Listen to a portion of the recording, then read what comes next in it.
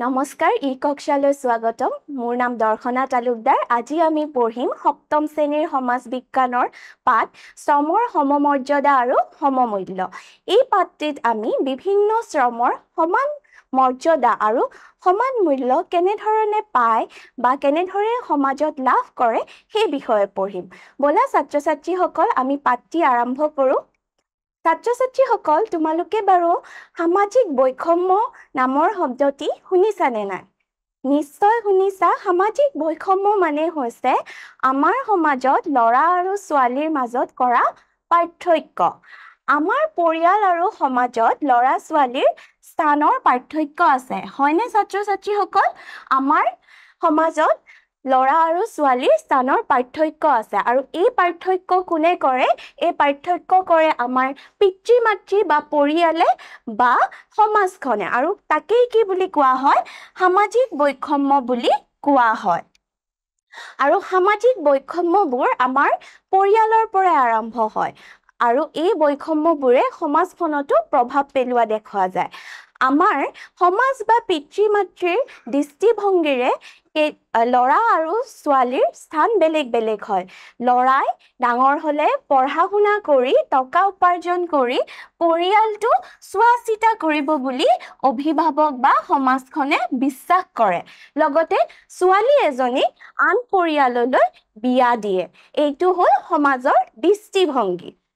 গতিকে তেওঁলোকে পুত্ৰৰ যথেষ্ট যত্ন লয় যাতে ভৱিষ্যতে তেওঁ এজন বুদ্ধিমান শক্তিশালী স্বাৱলম্বী আৰু সক্ষম ব্যক্তি হিচাপে প্ৰতিষ্ঠিত হ'ব পাৰে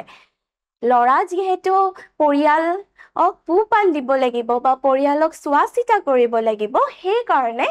কিছু ক্ষেত্ৰত য'ত সামাজিক বৈষম্য আছে সেই পৰিয়ালবিলাকত ল'ৰাক যথেষ্ট গুৰুত্ব দিয়া হয় ছোৱালী এজনীতকৈ আৰু যাতে তেওঁ ডাঙৰ হয় ভৱিষ্যতে তেওঁ এজন বুদ্ধিমান শক্তিশালী আৰু স্বাৱলম্বী বা সক্ষম ব্যক্তি হিচাপে সমাজত প্ৰতিষ্ঠিত হ'ব পাৰে ঠিক তেনেদৰে কন্যাক এটা বেলেগ পৰিৱেশৰ ব্যৱস্থা কৰা হয় যাতে তাই মৃদুভাষী নম্ৰ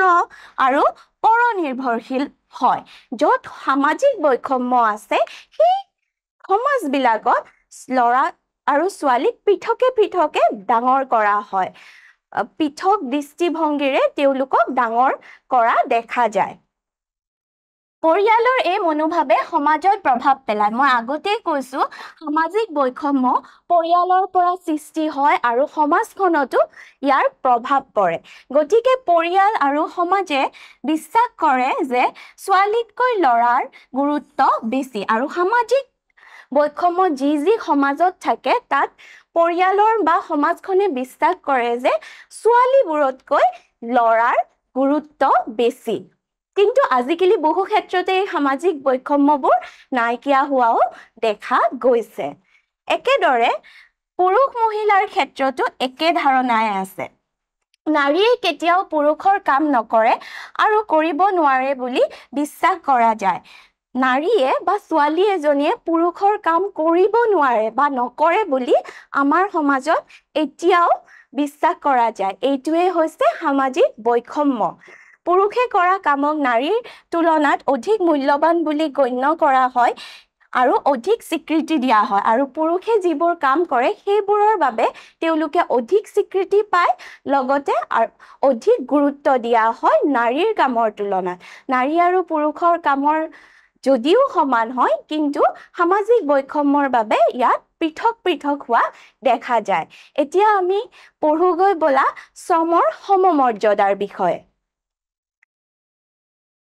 শ্ৰমৰ সমমৰ্যাদাৰ বিষয়ে এটা উদাহৰণেৰে আমি বুজো আহা সুমিত্ৰা হাজৰিকা এগৰাকী নিষ্ঠাবান গৃহিণী সুমিত্ৰা হাজৰিকা কি হয় গৃহিণী মানে যিবোৰ তিৰোতা ঘৰত থাকে ঘৰৰ কাম-কাজ কৰে পৰিয়ালক চোৱা-চিতা কৰে তেওঁলোকেও দিনৰ দিনটো কাম কৰে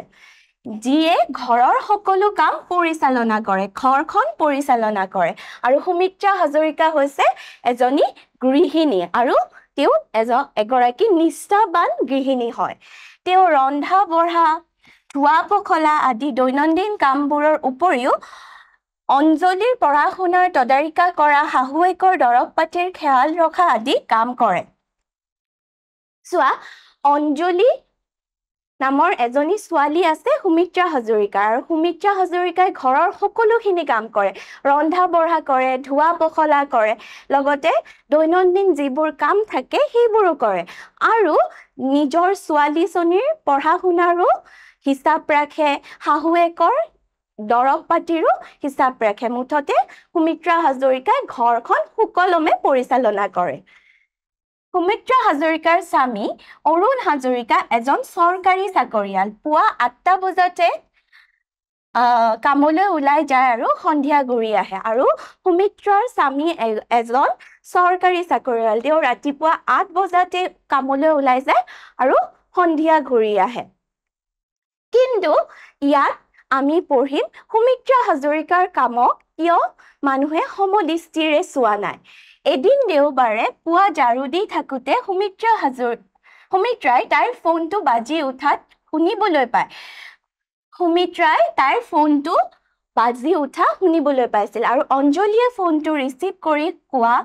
শুনা যায়, নাই, মায়ে কোনো কাম নকৰে, ঘৰতে থাকে। দেখিছা, তেওঁৰ ছোৱালীজনীও ভাবে যে মায়ে একো কাম নকৰে, ঘৰতে থাকে, কিন্তু সেইটো হয় জানো? সেইটো নহয়। কিয়? সুমিত্ৰা বৰুৱাই ঘৰৰ সকলোখিনি কামেই তেওঁ নিজে পৰিচালনা কৰে, আৰু অঞ্জলিৰ এই কথাটোত সুমিত্ৰা হাজৰিকাৰ বেয়া লাগিলে, আৰু সুমিত্ৰাই যদিও নিজৰ কামত গভীৰভাৱে জড়িত, অঞ্জলিৰ মন্তব্যত আঘাত পাইছে। অঞ্জলিৰ মন্তব্যৰ কাৰণে, অঞ্জলিয়ে কোৱা কথাটোৰ কাৰণে সুমিত্ৰা হাজৰিকাই বহুত আঘাত পোৱাও দেখা গৈছে। অঞ্জলিৰ কথা শুনি সুমিত্ৰাই তেওঁৰ কামক কেনেদৰে গ্ৰহণ কৰা যায় সেই বিষয়ে গভীৰভাৱে চিন্তা কৰিবলৈ ধৰিলে, আৰু তেওঁ আঘাত পোৱাৰ ফলত তেওঁ ভাবিলে তেওঁৰ কামক কিয় মানুহে গভীৰভাৱে নলয়, সেইবাবে তেওঁৰ মনত চিন্তা জন্মিল। সুমিত্ৰাৰ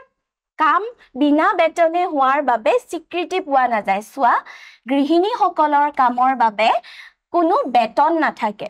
তোমালোকৰ মা যদি ঘৰত থাকে, গৃহিণী হয়, মাহঁতে জানো পইচা পায় কামৰ বাবে? পইচা নাপায় বা দৰমহা নাপায়। সেইকাৰণে এই গৃহিণীসকলৰ কামক স্বীকৃতি দিয়া নহয়। আমাৰ সমাজে যিবোৰ কামৰ বিনিময়ত আমি পইচা পাওঁ বা দৰমহা পাওঁ, সেইবোৰ কামকহে স্বীকৃতি দিয়ে। ঠিক তেনেদৰে ইয়াতেও সুমিত্ৰা হাজৰিকাৰ কামক সমাজে স্বীকৃতি দিয়া নাই। কিন্তু তেওঁৰ স্বামী অৰুণ হাজৰিকাই দৰমহা পোৱাৰ বাবে তেওঁক কঠোৰ পৰিশ্ৰম বুলি স্বীকৃতি দিছে। এইটো হ'ল সমাজৰ এটা দৃষ্টিভংগী। যি কামৰ বাবে আমি পইচা নাপাওঁ তাক স্বীকৃতি দিয়া নহয়, কিন্তু যি কামত পইচা পোৱা যায় তাক কঠোৰ পৰিশ্ৰম বুলি স্বীকৃতি দিছে, আৰু সেইবাবে অৰুণ হাজৰিকাৰ কামকো কঠোৰ পৰিশ্ৰম বুলি কোৱা হৈছে। তেওঁৰ উল্লেখযোগ্য শাৰীৰিক আৰু অসংখ্য কামৰ পাছতো সমাজ আৰু পৰিয়ালে তেওঁৰ কামক বা তেওঁৰ অৱদানক স্বীকাৰ নকৰে। সুমিত্ৰা হাজৰিকাৰ শাৰীৰিক পৰিশ্ৰমো হয়, লগতে মানসিক পৰিশ্ৰমো হয়, কিন্তু সমাজখনে তেওঁৰ কামক বা তেওঁৰ এই অৱদানক স্বীকাৰ নকৰে, তেওঁৰ কামৰ বা শ্ৰমৰ মৰ্যাদা নিদিয়ে। সুমিত্ৰাই উপলব্ধি কৰিছে যে যদি তেওঁ কামৰ মূল্য দিয়া হ'লহেঁতেন, তেওঁ পৰিয়াললৈ অধিক সুখ আৰু সমৃদ্ধি কঢ়িয়াই আনিব। যদি তেওঁৰ কামক মৰ্যাদা দিয়ে, স্বীকৃতি দিয়ে, তেওঁৰ মনত ভাল লাগিব, আৰু সেই তেওঁৰ পৰিয়ালটোলৈ সুখ আৰু সমৃদ্ধি কঢ়িয়াই আনিব। সেয়েহে কোৱা হয় যে শ্ৰমৰ সমমৰ্যাদা আমি সকলোকে দিব লাগে। সুমিত্ৰা হাজৰিকাই যদি অৰুণ হাজৰিকাৰ দৰে শ্ৰমৰ সমমৰ্যাদা পালেহেঁতেন, তেওঁ কাম কৰিবলৈ, ঘৰখন সুচাৰুৰূপে চৰিবলৈ বেছি আগ্ৰহী হ'লহেঁতেন। এতিয়া আমি পঢ়োগৈ ব'লা শ্ৰমৰ সমমূল্য। সমমূল্য আৰু সমমৰ্যাদা দুয়োটাই বেলেগ বেলেগ হয়। আমি এতিয়া সমমূল্যৰ বিষয়ে পঢ়িম, আৰু ইয়াৰ বাবেও এটা আমি উদাহৰণ ল'ম। এয়া ছবিখনত দেখিছা, এজনী মহিলাই বাচন ধুই আছে, কাম কৰি আছে। এই মহিলাজনীৰ নাম হ'ল মালতী দাস, আৰু তেওঁ হৈছে এগৰাকী দাসী। মালতী দাস হৈছে এগৰাকী দাসী। দাসী মানে হৈছে তেওঁ বেলেগৰ ঘৰত কাম কৰে ডিব্ৰুগড় চহৰৰ এটা পৰিয়ালত মালতী দাসে কাম কৰে আৰু মাহিলী দৰমহা পায় এও বেলেগৰ ঘৰত কাম কৰা বাবে এও মাহিলী দৰমহা পাইছে আৰু এই তেওঁৰ শ্ৰমক মৰ্যাদা দিয়া হৈছে আৰু মালতীয়ে 12 ঘণ্টা কাম কৰে দিনটোৰ 24 ঘণ্টাৰ ভিতৰত মালতীয়ে ডিব্ৰুগড়ত থকা এই পৰিয়ালটোৰ ঘৰত 12 ঘণ্টা কাম কৰে ৰাতিপুৱা 6 বজাৰ পৰা সন্ধিয়া 6 বজালৈ মালতীয়ে ৰন্ধা বঢ়া ধোৱা পখলা সাফাই কৰা ইস্ত্ৰি কৰা আৰু বহুতো কাম কৰে মালতী দাসে এই 12 ঘণ্টা সেই পৰিয়ালটোৰ ৰন্ধা বঢ়া ধোৱা পখলা সাফাই কৰা ইস্ত্ৰি কৰা লগতে ঘৰ এখনৰ যিমানখিনি কাম থাকে গোটেইখিনিয়ে তেওঁ কৰে আৰু তাৰ বাবদ তেওঁ এটা মাহিলী দৰমহা পায় তাই জানে যে তাই 12 ঘণ্টাৰ ভিতৰত সকলো কাম সম্পূৰ্ণ কৰিব লাগে আৰু 12 ঘণ্টাৰ ভিতৰতে মালতী দাসে সকলো কাম সম্পূৰ্ণ কৰে তাৰ বাবে তাই 5000 টকা মাহিলী পায় 12 ঘণ্টা দিনটো কাম কৰি তাই 5000 টকা প্ৰতি মাহে দৰমহা লাভ কৰে কিন্তু যদি তাই এদিনো উপস্থিত থাকিব নোৱাৰে তেতিয়াহলে তাই দৰমহা কৰ্তন কৰা হয় সেয়ে মালতীয়ে সদায় তাইৰ কামত উপস্থিত থাকিবলৈ যত্ন কৰে যাতে তাই সম্পূৰ্ণ দৰমহাটো পায় মাহৰ শেষত তাই সম্পূৰ্ণ দৰমহাটো লাভ কৰে এতিয়া পঢ়ো আহা আমি ৰফিকুদ্দিনৰ কামৰ কথা এজন কাঠমিস্ত্ৰী হয় আৰু তেওঁৰ কামৰ আমি মালতীৰ কামৰ লগত তুলনা কৰো আহা ৰফিকুদ্দিন বৃত্তিত এজন কাঠমিস্ত্ৰী একেখন চহৰৰে বহুমূলীয়া ফ্লেট এটা তেওঁ দৈনিক হাজিৰা হিচাপত কাম কৰে মালতী দাসে প্ৰতি মাহত দৰমহা পাইছিল কিন্তু এও দৈনিক প্ৰতিদিনে হাজিৰাটো লাভ কৰে আৰু গোটেই ফ্লেটটোৰ কাঠৰ কামৰ দায়িত্ব ৰফিকুদ্দিনৰ ওপৰতে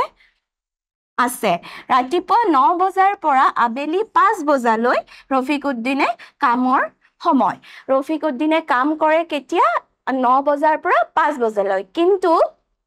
মালতীয়ে কেতিয়াৰ পৰা কৰিছিল মালতীয়ে 6 বজাৰ পৰা ৰাতিপুৱা 6 বজাৰ পৰা আবেলি বা সন্ধিয়া 6 বজালৈ কৰিছিল এই হিচাপত চাবলৈ গলে মালতীয়ে ৰফিকুদ্দিনতকৈ বেছিকৈ কাম কৰে দুপৰীয়া 1 ঘণ্টা খোৱাৰ ছুটি ৰফিকুদ্দিনৰ খোৱাৰ বিৰতি থাকে তেওঁৰ দৈনিক হাজিৰা হৈছে 500 টকা ৰফিকুদ্দিনৰ দৈনিক প্ৰতিদিনে তেওঁ 500 টকা লাভ কৰে কেতিয়াবা ফ্লেটৰ মালিকে তেওঁৰ কামৰ তদাৰক কৰে আৰু কোনো দোষ বিচাৰি পালেও ৰফিকুদ্দিনৰ কেতিয়াও ধমকি নিদিয়ে বৰং ভাল কাম কৰিবলৈ উপদেশে দিয়ে মুঠতে ৰফিকুদ্দিনে সপ্তাহত 7 দিনেই কাম কৰে আৰু ৰফিকুদ্দিনেও সপ্তাহত 7 দিন কাম কৰে আৰু ফ্লেটৰ মালিকে তেওঁৰ কাম তদাৰক কৰে কেতিয়াবা আধা ঘণ্টা বা 45 মিনিট সোনকালে কাম সামৰে কিন্তু মালতীয়ে তেনেকুৱা কৰিব নোৱাৰে মালতীয়ে ৰাতিপুৱা 6 বজাৰ পৰা সন্ধিয়া 6 বজালৈ থাকিবই লাগিব কিন্তু যেতিয়া তেওঁ অতিৰিক্ত কাম কৰে তেতিয়া প্ৰতিটো অতিৰিক্ত ঘণ্টাৰ হিচাপত ধন দাবী কৰে ৰফিকুদ্দিনে যেতিয়া অতিৰিক্ত কাম কৰে 9 বজাৰ পৰা 5 বজালৈ তেওঁ দৈনিক কাম কৰে তাৰ উপৰিও যেতিয়া অতিৰিক্ত কাম কৰে তেতিয়া তেওঁ ঘণ্টাৰ হিচাপত পইচা দাবী কৰে আৰু তেওঁৰ মালিকেও তেওঁৰ দাবী মানি লয় আৰু তেওঁ কামটো আধৰুৱাকৈ ৰাখিব নিবিচাৰে মালিকেও অতিৰিক্ত কামৰ বাবদ পইচা দিয়ে কাৰণ তেওঁ কামটো আধৰুৱাকৈ ৰাখিব নিবিচাৰে এক কথাত ক'বলৈ গ'লে ৰফিকুদ্দিনৰ ক্ষেত্ৰত কামৰ কোনো কঠোৰ নিয়ম নাই বা কামৰ নিয়মবোৰ কঠোৰ নহয় তেওঁ জানে তেওঁৰ কামৰ চাহিদা আছে আৰু ৰফিকুদ্দিনে নিজৰ কামৰ চাহিদা আছে বুলি বুজি পায় আৰু তেওঁ নিজৰ পাৰিতোষিক বা মজুৰি বৃদ্ধিৰ দাবী কৰিবও পাৰে আৰু দৈনিক 500 টকাৰকে ওপৰতো তেওঁ নিজৰ মজুৰি বৃদ্ধি কৰিব দাবী কৰিবও পাৰে আহা এতিয়া আমি কামৰ মূল্য বিশ্লেষণ কৰো মালতী দাস আৰু ৰফিকুদ্দিনৰ কামৰ মূল্য বিচাৰণ কৰো মালতী দাসে দৈনিক কিমান সময় কাম কৰে 12 ঘণ্টা কাম কৰে লগতে ৰফিকুদ্দিনে কিমান সময় কাম কৰে 7 ঘণ্টা কাম কৰে আৰু জিৰণি মালতী দাসৰ জিৰণিৰ সময় নাই কিন্তু ৰফিকুদ্দিনৰ জিৰণিৰ সময় কিমান 1 ঘণ্টা পৰিশ্ৰম মালতী দাসৰ ৰফিকুদ্দিনতকৈ পৰিশ্ৰম বেছি হয় আৰু দৈনিক মজুৰি যিটো সেইটো মালতী দাসে প্ৰতি মাহে 5000 পায় আৰু ৰফিকুদ্দিনে এদিনত 500 টকা পায় এতিয়া ক'ব পাৰিবানে কাৰ মজুৰি বেছি হ'ল ৰফিকুদ্দিনৰ বেছি হ'ল কিয়নো কাৰণ তেওঁ দিনতে 500 টকা পায় আৰু মালতী দাসে গোটেই 30 দিন কাম কৰিহে 5000 টকা পায় এতিয়া তোমালোকে শ্ৰমৰ মৰ্যাদা আৰু মূল্য বুজিলা মূল্য মানে হৈছে